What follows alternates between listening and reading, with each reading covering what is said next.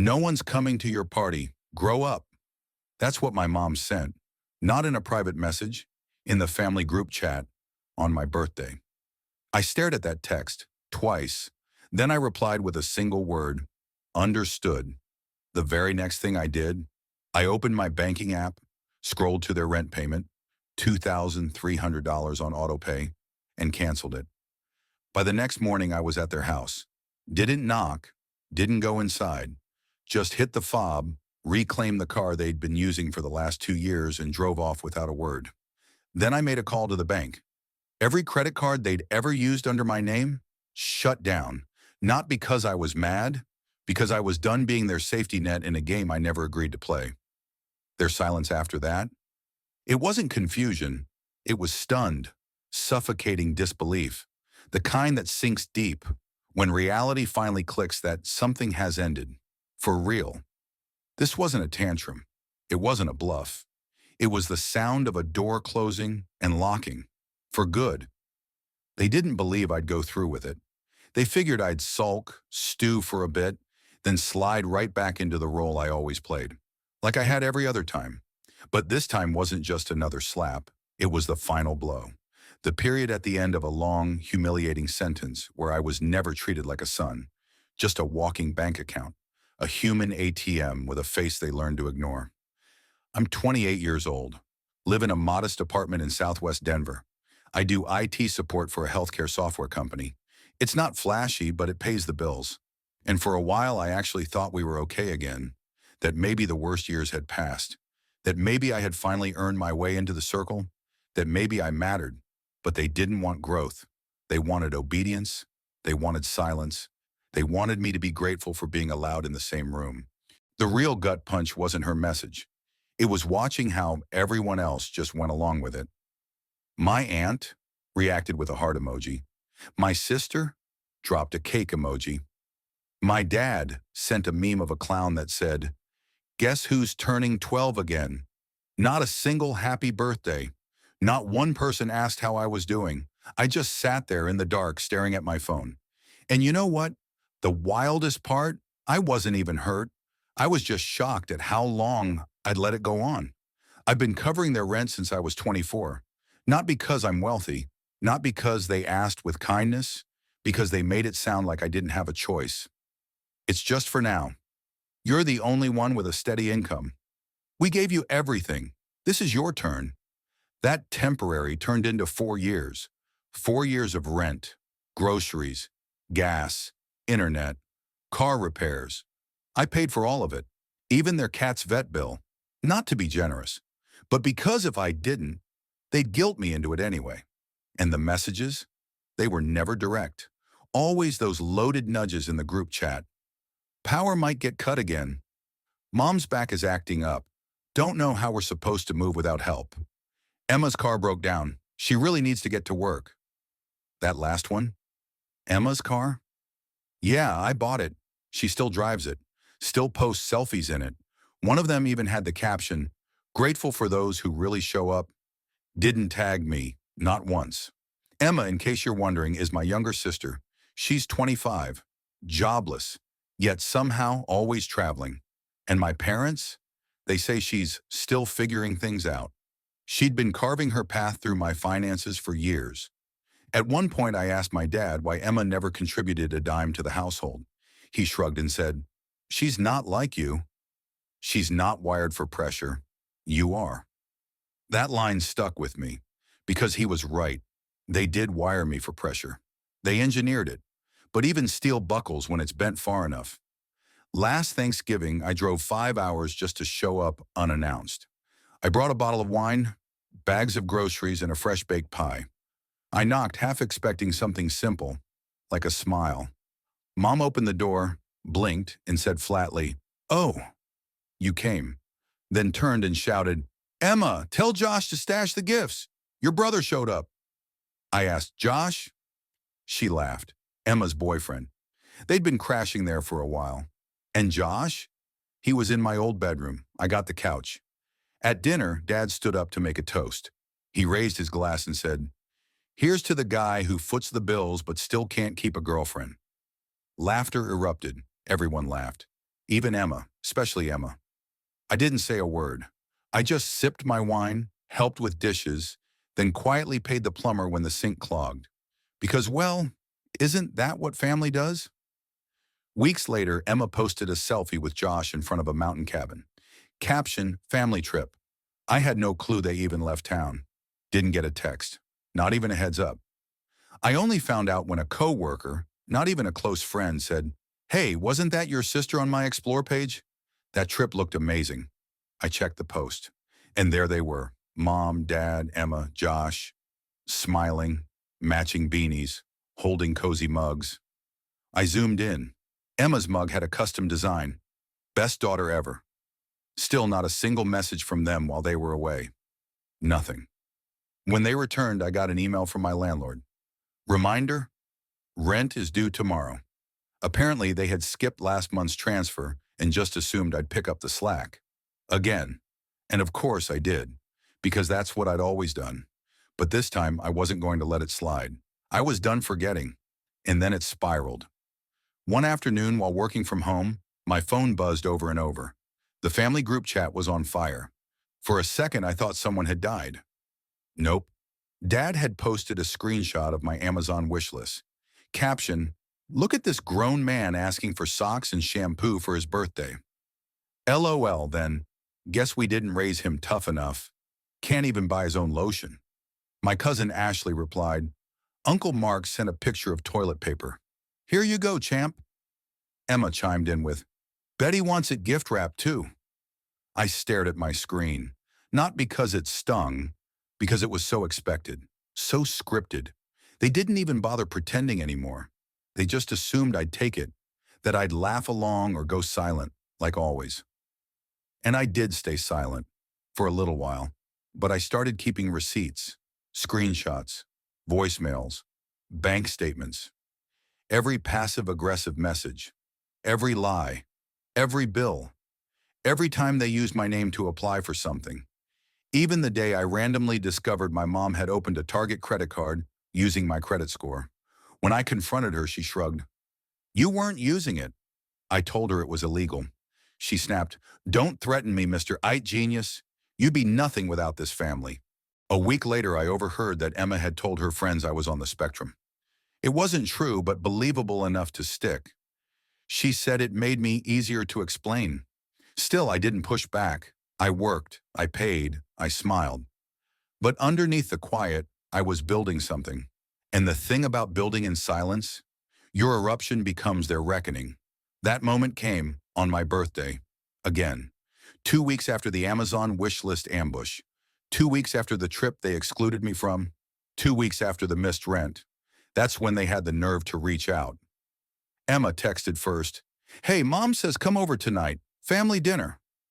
I left it on red. 10 minutes later, my dad called. "Don't make this harder than it needs to be. We're trying to move forward." They always threw around moving forward like it meant something.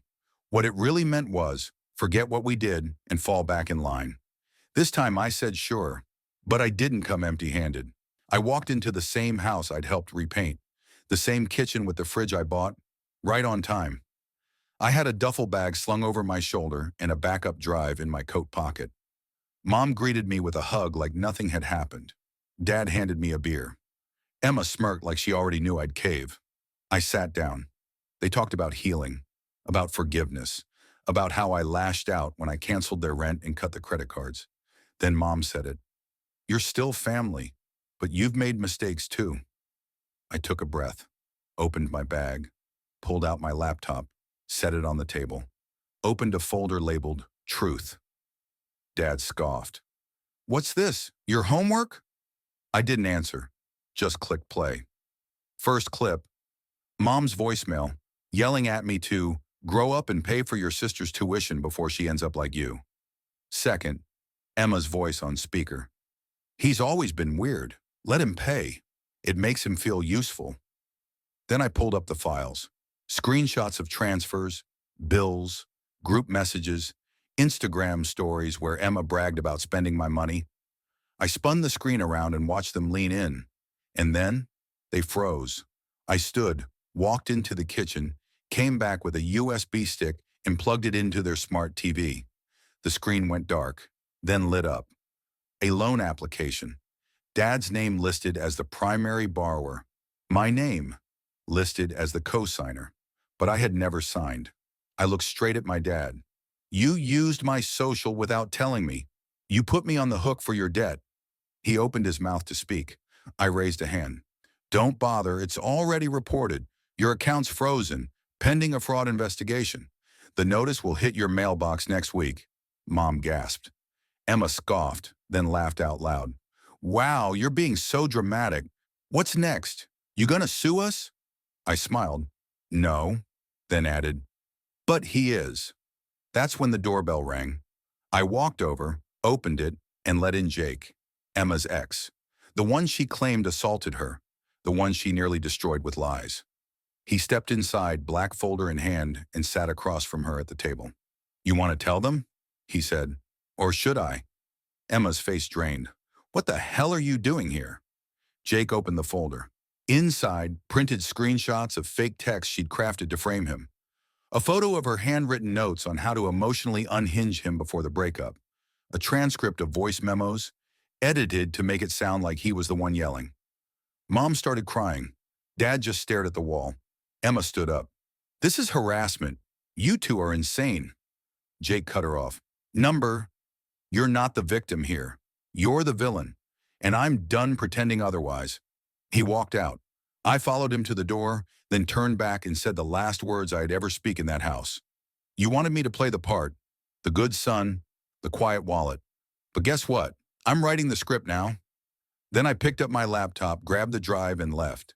Behind me, the shouting exploded. Mom yelling Emma's name. Dad screaming after me to come back and fix it.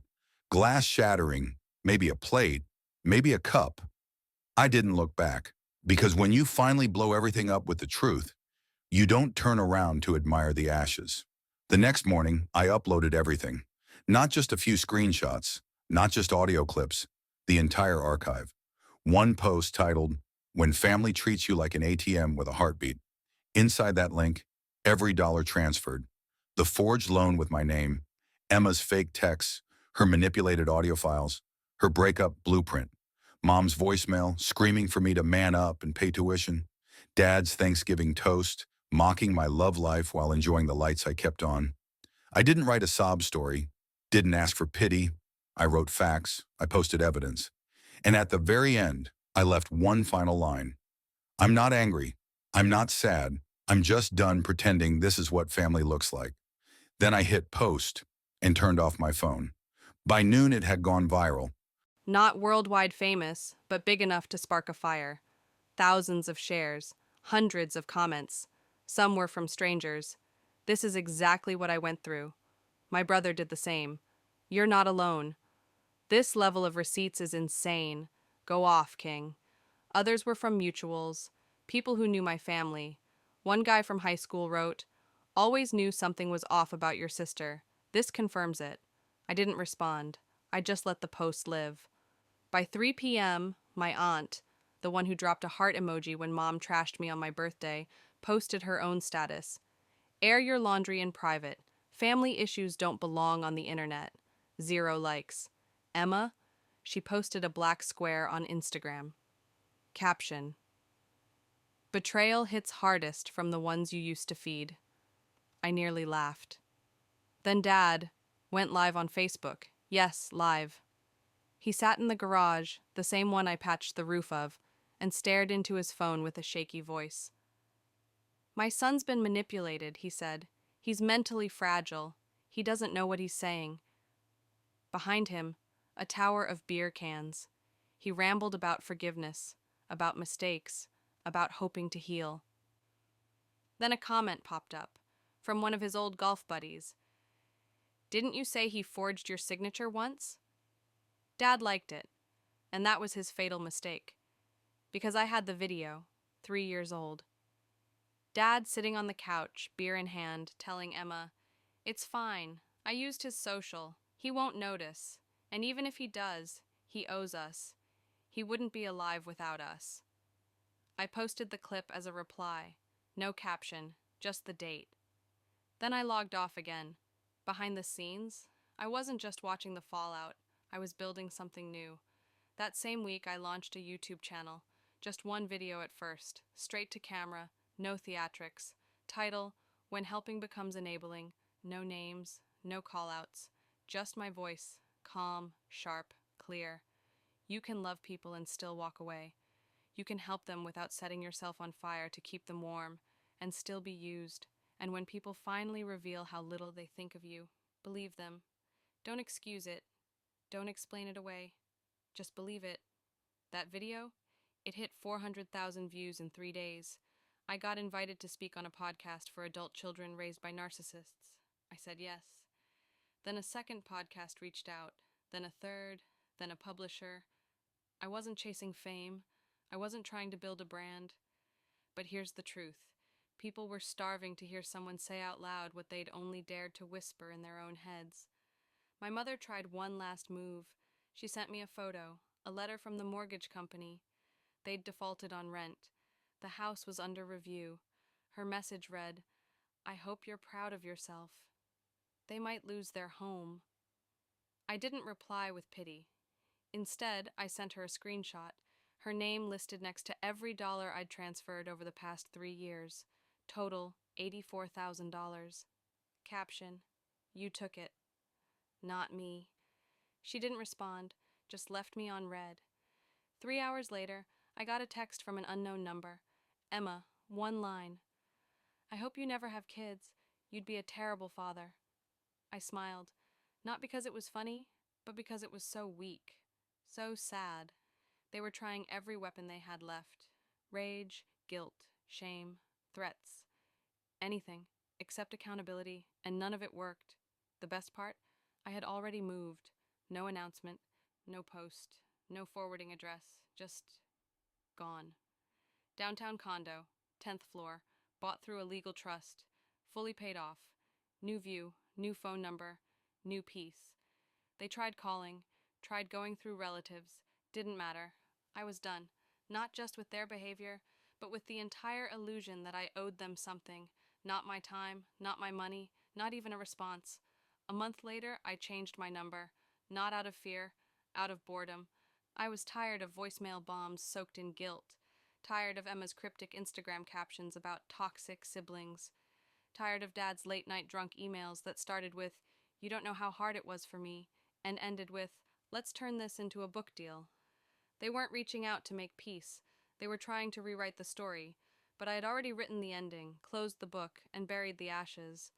They just hadn't noticed the funeral. I didn't vanish. I upgraded. The condo? Modern, bright, cold, in all the ways I needed it to be. Tall ceilings, quiet neighbors, no framed family portraits, no group photos held up by magnets on the fridge, no spare key under the mat, just in case.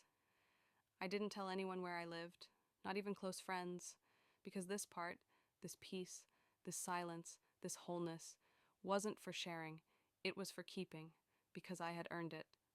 I furnished it slow. One chair, one lamp, one shelf, piece by piece. No debt, no stress, no approval needed. I remember standing barefoot in my living room that first night, cold tile beneath me, coffee in my hand, brewed in my kitchen, and realizing no one here is going to yell, no one's going to guilt me, no one's going to ask for help or money or a last-minute favor, no group chats, no fake birthday wishes, no memes behind my back, just silence. Beautiful, earned silence. I started working full-time for myself. The business? It had been a quiet side hustle for years, carefully built, hidden. But after I scorched the ground behind me, it became a lighthouse. Understood Consulting. Named after the only word I texted my mother on my birthday. I built the site in one night, designed the logo myself, bought the domain, filed the trademark. It wasn't a statement, it was a vow.